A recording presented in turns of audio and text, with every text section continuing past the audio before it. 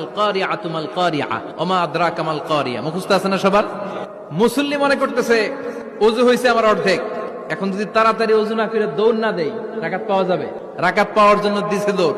মসজিদে হচ্ছে টাইলসের মসজিদ, পিছলায় পয়রা মুসল্লি একদিকে, লুঙ্গি আরেকদিকে। আছে না নাই? আমার কাছে খবর আছে এরকম পা ভাঙছে অনেকের। রাকাত ধরার জন্য মুসল্লি তাড়াহুড়ো করে দিছে দৌড়, মুসল্লি একদিকে লুঙ্গি। বিশ্বনবীর কথা মানে নাই, ওটারে ল্যাংড়া বানাইছে কে?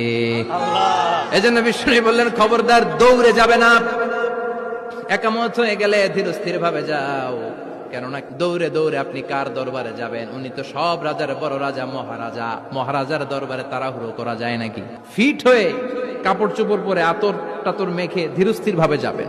দৌড়ে গেলে আপনার হার্টবিট বেড়ে যাবে, আপনার ব্রেথ ইন ব্রেথ আউট, শ্বাস প্রশ্বাস বেড়ে যাবে। তো হাঁপানির চোটে তো আপনি হাঁপাতে থাকবেন। আপনি তাহিয়া পড়বেন কখন, তাসবিহ পড়বেন কখন, আল্লাহর প্রশংসা করবেন কখন?